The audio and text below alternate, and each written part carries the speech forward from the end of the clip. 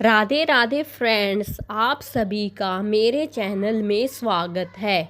आज हम श्रद्धा और भक्ति से सत्यनारायण भगवान की पावन कथा सुनाने जा रहे हैं।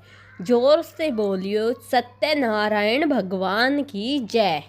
जिसका वर्णन प्राचीन काल में नैमिषारण्य में 88,000 ऋषियों के सामने किया गया था। जब कलयुग के प्रभाव से पृथ्वी पर दुख, दरिद्रता और अशांति बढ़ने लगी, तब पवित्र नैमिषारण्य तीर्थ में 88,000 ऋषि मुनि इकट्ठे हुए और उन्होंने सूत जी से पूछा, हे महात्मा, ऐसा कौन सा सरल और कल्याणकारी उपाय है जिससे कलयुग में मनुष्य अपने पापों से मुक्त होकर सुख शांति प्राप्त कर सके। तब सूत जी ने विनम्र भाव से कहा, हे ऋषियों, भगवान विष्णु का सत्य स्वरूप अवतार श्री सत्यनारायण व्रत ही एक ऐसा सरल उपाय है जो मनुष्य पूर्णिमा, एकादशी या किसी भी शुभ दिन श्रद्धा से यह व्रत करता है, कथा सुनता है, प्रसाद वितरित करता है, उसके जीवन के सभी कष्ट दूर हो जाते हैं। घर में सुख समृद्धि का वास होता है। प्राचीन काल में काशी नगरी में एक निर्धन ब्राह्मण रहता था। वह अत्यंत गरीब था, प्रतिदिन भीख मांगकर जीवन यापन करता था। एक दिन भगवान स्वयं साधु के वेश में उसके द्वार पर आए और बोले, हे ब्राह्मण, यदि तुम श्रद्धा से सत्यनारायण व्रत करोगे तो तुम्हारी दरिद्रता दूर हो जाएगी। ब्राह्मण ने सच्चे मन से व्रत का संकल्प लिया और पूर्णिमा के दिन विधि पूर्व पूजा की, कथा सुनी और प्रसाद बांटा। धीरे धीरे उसके घर में अन्न, धन और सुख का आगमन हुआ। उसी नगर में एक लकड़हारा भी था।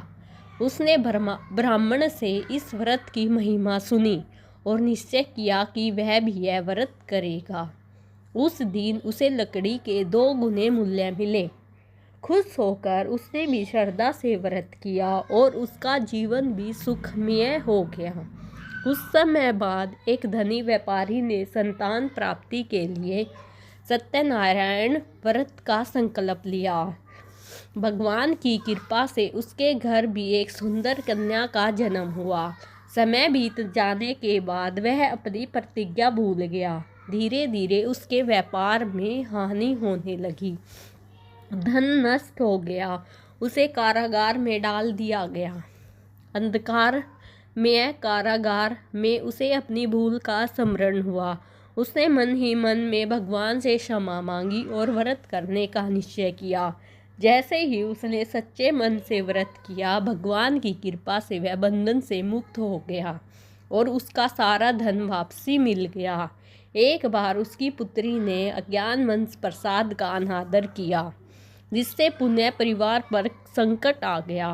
परंतु जब उसने श्रद्धा से प्रसाद ग्रहण किया और क्षमा याचना की, तब सभी दुख दूर हो गए। इस प्रकार 88,000 ऋषियों को यह पावन कथा सुनाकर सूत जी ने बताया कि सत्य का पालन करना, वचन निभाना और श्रद्धा से भगवान की पूजा करना ही जीवन का सच्चा धर्म है।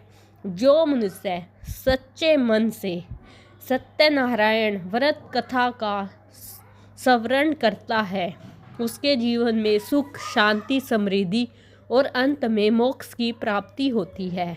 हे सत्यनारायण भगवान, जैसे आपने 88,000 ऋषियों और अपने भक्तों पर कृपा बरसाई, वैसे ही हम सब पर अपनी दया दृष्टि बनाए रखिए। हमारे जीवन से दुख, दरिद्रता और भय को दूर कीजिए और हमारे घर परिवार में सुख शांति का वास कीजिए। प्रेम से बोलिए श्री सत्यनारायण भगवान की जय।